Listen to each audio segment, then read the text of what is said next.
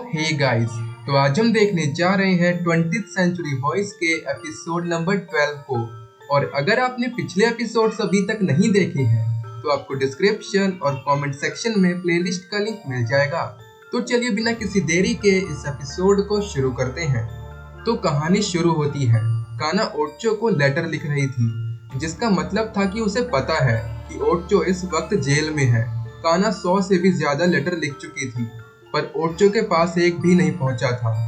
काना ओटचो से मदद मांगते हुए उससे अपनी सारी सिचुएशंस के बारे में बताती है और हम पुलिस को माफिया गैंग्स के ऊपर बात करते हुए देखते हैं। इसी बीच में शोनो कुछ काम है ऐसा कहकर वहां से निकल जाता है। दूसरी ओर दोनों मांगा आर्टिस्ट अब काना के अंकल का गाना मिस कर रहे थे।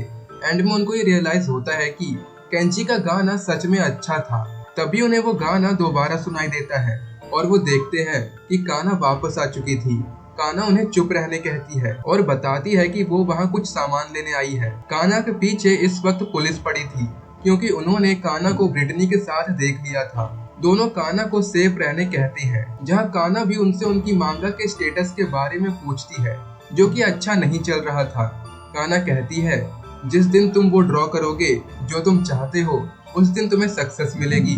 काना एक अननोन लोकेशन पर सभी के साथ छिपी हुई थी। काना ब्रिटनी को अपनी ग्रैंडमदर के पास नहीं भेज सकती थी क्योंकि वहां भी पुलिस ने कॉल कर दिया था।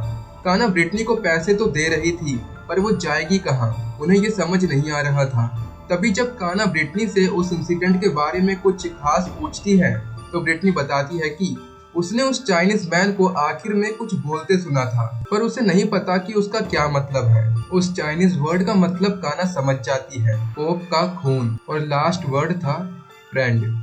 और तभी वहां पर छोनो भी आ जाता है। छोनो को देखते ही सारा माहौल हड़बड़ी में आ जाता है। काना चीख चीख कर दोनों को भागने कहती है। छोनो कहता है कि तुम सब जो भी बात कर रहे थे वो इन्फॉर्मेशन एक इम्पोर्टेंट क्लू हो सकता है केस तक पहुंचने के लिए। पर काना बिल्कुल भी पुलिस पर भरोसा करने के लिए तैयार नहीं थी।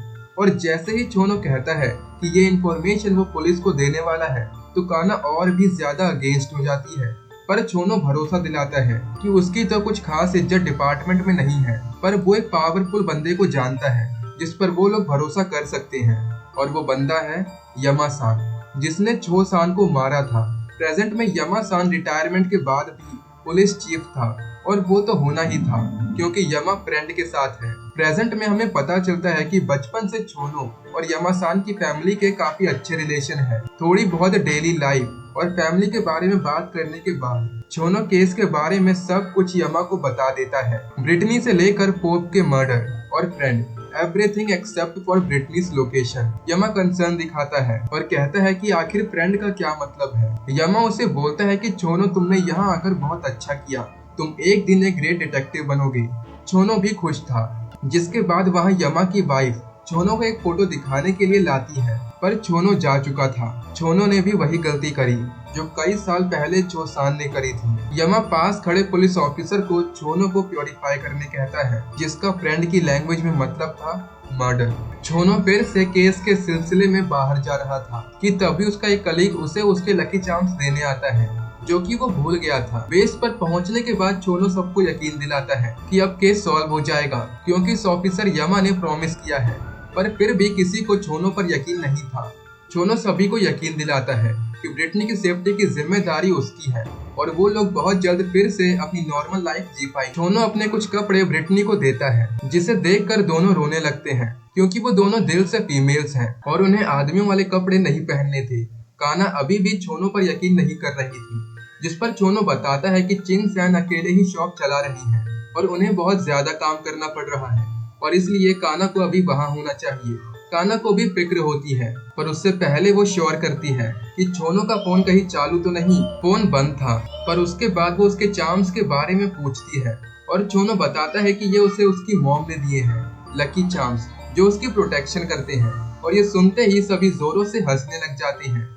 छोनो वो चार्म्स लेने से मना कर देता है और उन्हें एक एक लेने कहता है क्योंकि उसके पास ऑलरेडी बहुत सारे हैं। काना भी सोचती है कि एक माँ की प्रोटेक्शन, एंड इतना सोचकर वो उसे रख लेती है। पर वहाँ से जाने से पहले छोनो को वार्न करती है कि ब्रिटनी को कुछ नहीं छोनो कहता है कि वो उसका ध्यान रख लेगा। रेस्टोरेंट में काना को पता चलता है कि चिन सैन ने इतने दिन में किसी और को उसकी जगह शॉप पर नहीं रखा, और काना जब बोलती है कि मेरे पीछे पुलिस है और शायद मेरी वजह से आप खतरे में पड़ सकते हो, तो चिन सैन कहता है कि अगर उसे डर लगता तो यहाँ पर वो कभी काम ही नहीं करता।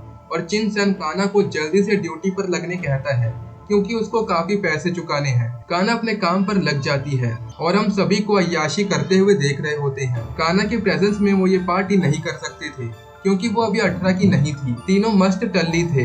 जिसके बाद ब्रिटनी छोनो को अपने साथ डांस करने कहती है और वो बताती है कि वो डांसर बनना चाहती थी, पर इन सभी के बाद उसे लगा था कि शायद उसका ये सपना अधूरा रह जाएगा। पर काना ने उसे विश्वास दिलाया कि अगर वो जिंदा रहेगी तो डांस कर पाएगी। वो काना की तारीफ करने के बाद छोनो को भी थैंक्स बोल ही रही कि ब्रिटनी को कोई शॉट मार देता है, और दूसरी ओर काना को उस लकी चार्म में से ट्रांसमीटर मिलता है। चारों तरफ अचानक से खून फैल जाता है। मारिया जोरों से चिल्लाती है और छोनो देखता है कि एक ऑफिसर उसकी तरफ अपनी शॉट गन लोड कर रहा था। वही तिल वाला ऑफिसर छोनो पर शॉट गन पॉइंट कर देता है। वो कहता है कि तुम्हारी सर्विस का समय अब पूरा हुआ डिटेक्टिव छोनो। पर तभी वहाँ काना आ जाती है और उस इंस्पेक्टर पर अटैक कर देती है। वो जल्दी से छोनो को गन फायर करने कहती है।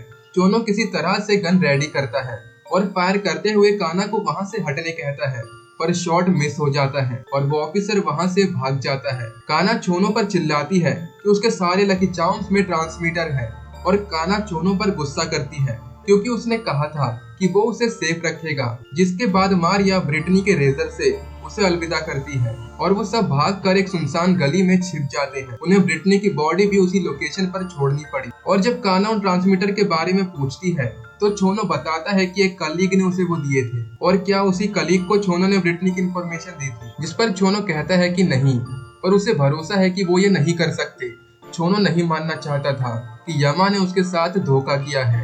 काना कहती है कि तुम्हें ही इसे सुधारना होगा, तुम्हें इस केस को सॉल्व करना होगा।